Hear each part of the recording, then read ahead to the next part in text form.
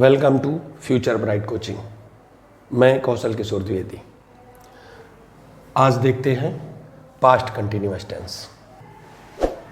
Past में जब कोई काम चल रहा होता है उसके लिए यूज़ किया जाता है।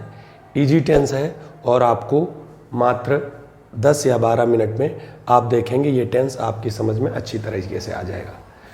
ओके, इस पास्ट टेंस को करने के लिए ज़्यादा, इसमें अगर दो घटनाएं एक साथ हो रही हैं, काम अगर दो एक साथ हुए हैं पास्ट में, तो भी हम इस टेंस का यूज करते हैं। और ज़्यादातर जो काम पहले चल रहा होता है, पास्ट में चल रहा होता है, जारी हुआ होता है, तो ऐसे सेंटेंस को बनाने के लिए हम पास्ट टेंस का यूज़ करते हैं। इसका स्ट्रक्चर देखते हैं, बहुत आसान है स्ट्रक्चर इसका।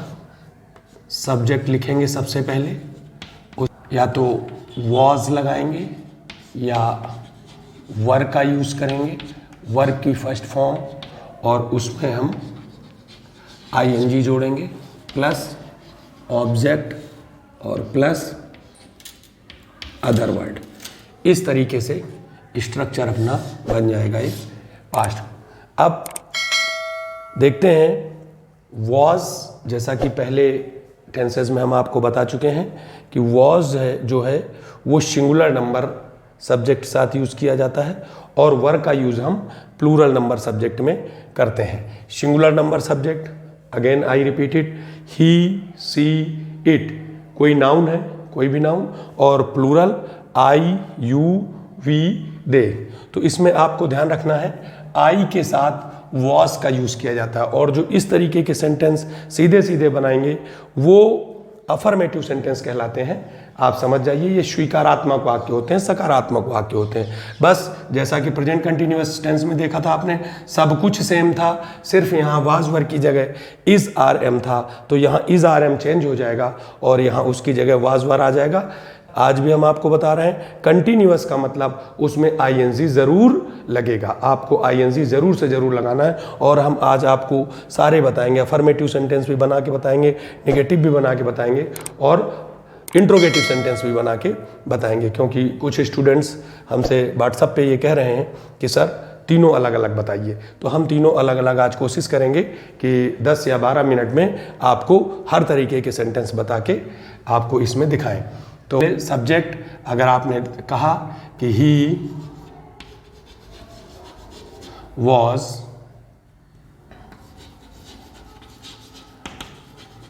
रीडिंग ए नॉवेल, पास्ट की बात थी, सिंगुलर नंबर सब्जेक्ट है, इसके साथ वॉज का यूज हुआ है, वर्ब में आईएनजी और उसके बाद ऑब्जेक्ट। सीधा सा सेंटेंस ही आप ट्रांसलेट करेंगे, सब्जेक्ट को ढूंढेंगे। चूंकि हम ज़्यादा फोकस हिंदी से इंग्लिश पे कम फोकस कर रहे हैं, हमारा जो फोकस है वो मेन ये है कि हम धीरे धीरे आप जब इसको सीख जाएं तो हम इनकी एरर्स को, जो कंपटीशन से रिलेटेड हैं, एयरफोर्स में जो आए, नेवी में जो आए, एसएससी में जो आता है, उन रिलेटेड एरर्स की तरफ जाएं, उन सेंटेंस में हम एरर को पकड़ने की कोशिश करें। तो हमारा जो मेन मकसद है वो मेन मकसद ये है कि पहले आप इस स्ट्रक्चर को अच्छे से याद कर लें, फिर टेंस से रिलेटेड जैसे ही हम सारे टेंस करा लेंगे, हम टेंस से रिलेटेड बहुत सारी एक्सरसाइज आपको बोर्ड पे कराएंगे, सेंटेंस लिखेंगे और फिर देखेंगे कि कौन कौन से रूल्स हम अप्लाई करते हैं और आपको कितने याद रह जाते हैं। उनके अकॉर्डिंग हम कोशिश करेंगे कि हम एरर को फाइंड आउट करें। सिंगुलर नंबर सब्जेक्ट है, इसलिए हम किसका यूज़ करेंगे, वॉज का यूज़ करेंगे। अगर ये प्लूरल नंबर सब्जेक्ट होता तो हम क्या करते, दे वर प्लेइंग क्रिकेट। ओके, ये प्लूरल नंबर सब्जेक्ट था, इसके साथ हम वर का प्रयोग करेंगे। और देखते हैं कुछ सेंटेंस। मोहन was selling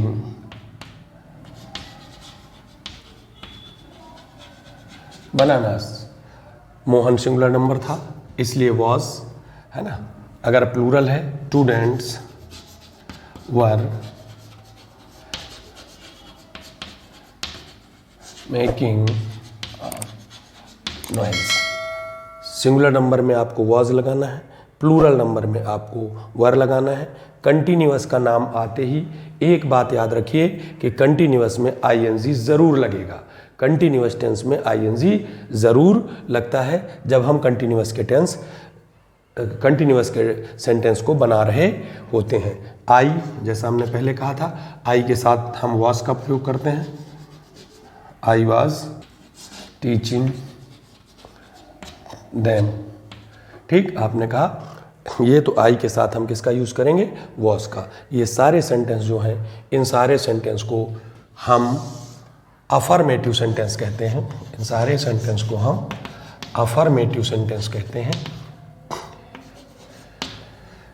इस तरीके से, क्योंकि इसमें नॉट वगैरह नहीं लगा होता। ये इजी है। अगर दो घटनाएं एक साथ हो रही हों, है ना, जब दो घटनाएं एक साथ हो रही हों तो भी हम दोनों में पास्ट टेंस का यूज करते हैं।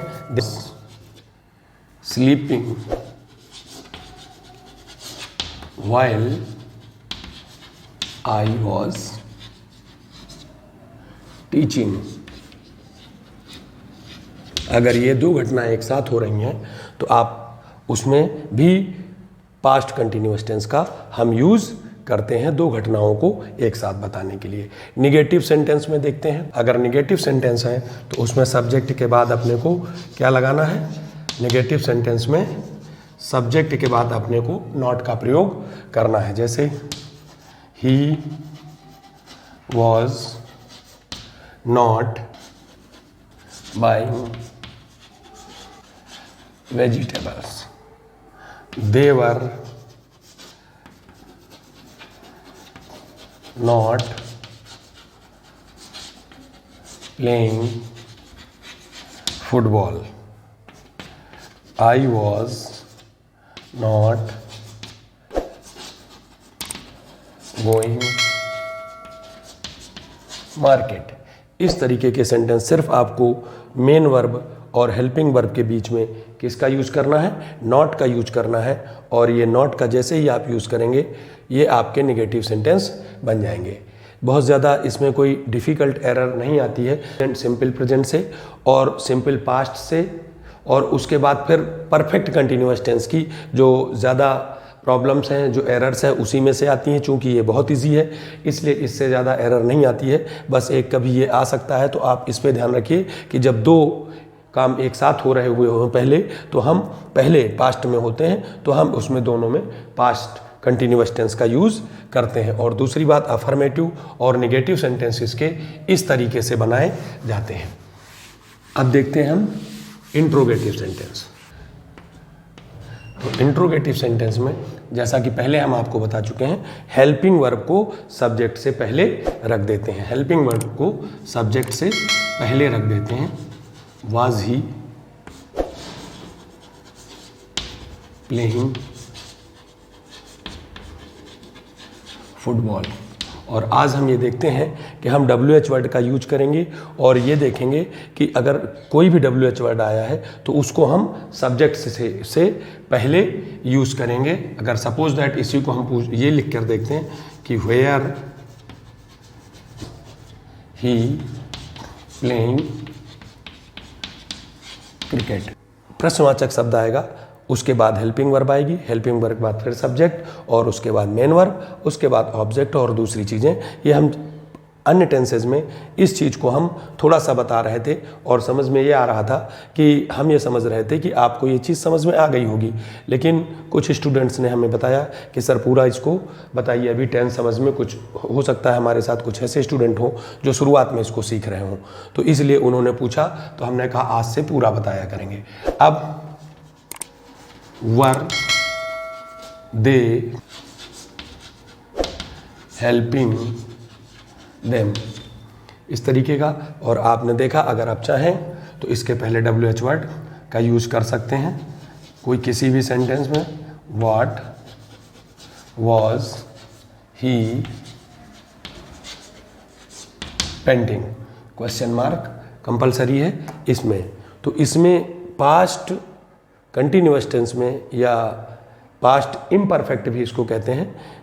सभी कंटिन्यूअस टेंस को इम्परफेक्ट कहते हैं क्योंकि इसमें ये पता नहीं लगता है कि अपना काम कब शुरू हुआ था और कब वो काम समाप्त होगा। इसके तीनों तरीके के सेंटेंस हमने आपको बता दिए। सब्जेक्ट भी वाज वर, वर्ब की फर्स्ट फॉर्म, ऑब्जेक्ट नेगेटिव होगा, हेल्पिंग वर्ब के बाद नॉट लगता है। ये पहले भी हमने बताया है कि नॉट कभी भी आप यूज करें तो उसको हेल्पिंग वर्ब के बाद, इसको अपने माइंड में एकदम फिट कर लीजिए। हर एक किसी भी टेंस में जब भी नॉट आएगा वो हेल्पिंग वर्ब के बाद ही आता है। और अगर आप इंट्रोगेटिव बना रहे होते हैं तो उसके हेल्पिंग वर्ब को हम सब्जेक्ट से पहले लिख देते हैं, बाकी सेम रहता है, सिर्फ सब्जेक्ट के जगह पर ये हेल्पिंग वर्ब आ जाती है। इससे इंट्रोगेटिव और इस तरीके का बना हुआ सेंटेंस हम हर वीडियो में बताते हैं कि वो इन्वर्टेड क्वेश्चन कहलाता है। क्या कहलाता है?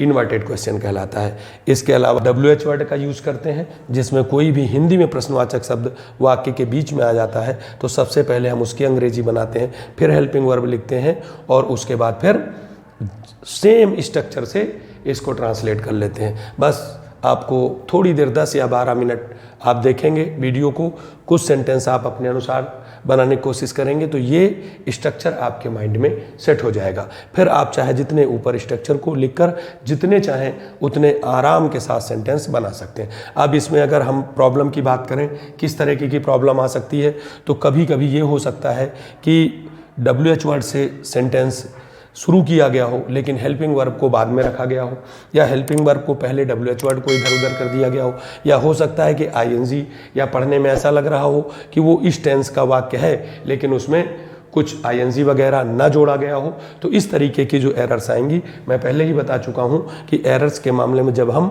सारी एक साथ एरर्स लेंगे तो हम एक साथ करके सारी सॉल्व करेंगे, उनका सॉल्यूशन लिखेंगे सेंटेंस का और उसको आगे बताएंगे। अभी हमारा मकसद है कि आप सिर्फ टेंस को थोड़े से समय में आराम के साथ सीख जाएं, उसमें ज़्यादा समय न बर्बाद करें। बस आपके माइंड के अंदर सिर्फ ये स्ट्रक्चर सेट हो जाना चाहिए। उसके बाद जब हो जाएगा तो धीरे धीरे करके हम प्रॉब्लम्स को, सेंटेंसेस को सॉल्व करना, प्रॉब्लम को सॉल्व करना शुरू करेंगे, उसमें से एरर्स को फाइंड आउट करना शुरू करेंगे। और अब समझ में आ रहा होगा आपको, और मैं भी ये समझता हूँ कि शायद आपको बड़ी इजी वे में पास्ट कंटिन्यूअस टेंस समझ में आ गया होगा।